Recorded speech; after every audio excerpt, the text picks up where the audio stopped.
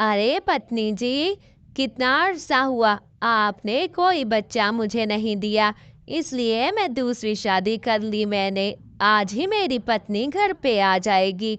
आप उसका ध्यान रखना, उसको ख्याल रखना।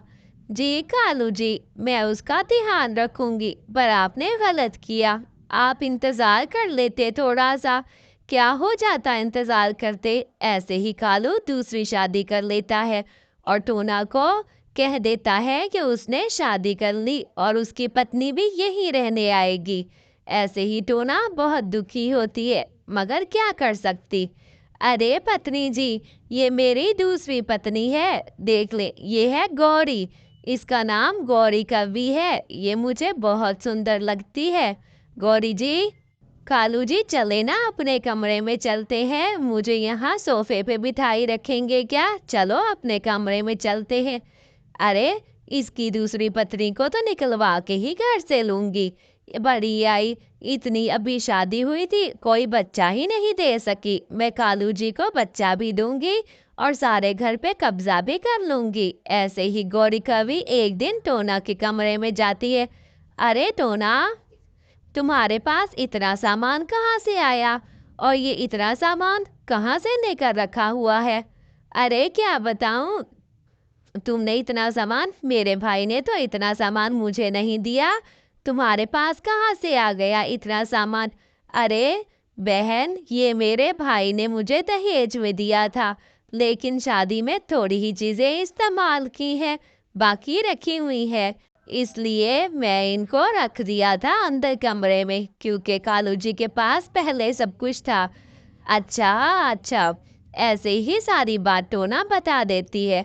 अच्छा, मेरे पति का सामान है, फिर तो मैं फ्रिज लेके जा रही हूँ। घर में फ्रिज ही नहीं है, ठंडा पानी कैसे पीऊंगी?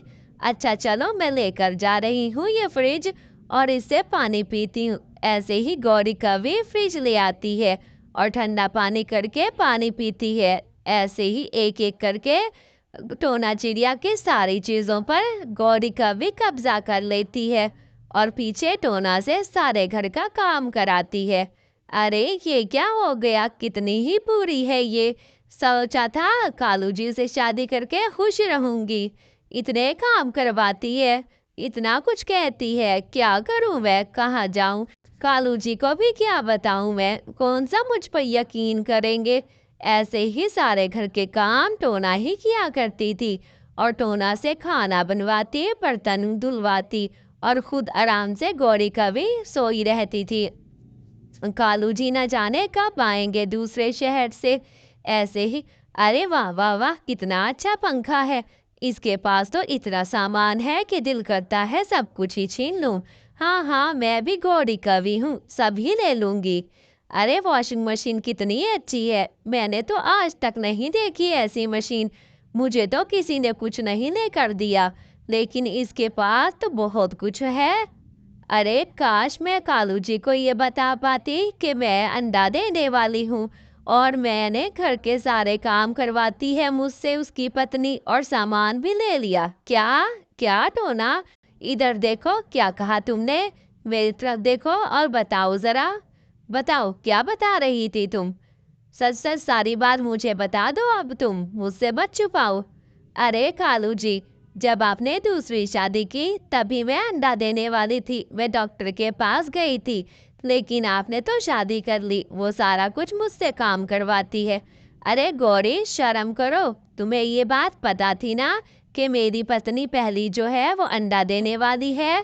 तुमने फिर से उससे काम करवाए, तुमने मुझसे भी ये बात छुपाई और उसका सारा सामान तुमने इस्तेमाल किया। निकल जा घर से। अरे कालू जी, इसे मत निकाले, अब ये कहाँ जाएगी और क्या करेगी? कोई बात नहीं, मेरा सामान ले ले, ले ले सारा सामान, मुझे तो सिर्फ कालू जी आप चाहिए। ऐसे ही आवाज आती है। अरे भैया, आप यहाँ आए?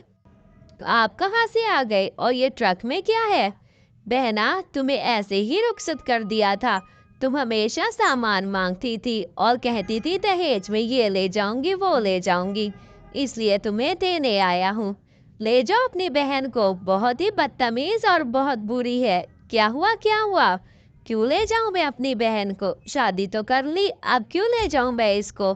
तुम्हारी बीवी ने मेरी पत्नी के साथ बुरा सलूक किया है, उसके सारा सामान उठाकर इस्तेमाल किया। अच्छा अच्छा, मुझे माफ कर दें कालू जी, मुझे माफ कर दे, मैं आइंदा ऐसा नहीं करूंगी। कालू जी माफ कर दें गौरी कवि को, और हम इकट्ठे मिलकर ही रहना शुरू कर देंगे। आप उसको मत जाने दे, ऐसे ही रहते हैं।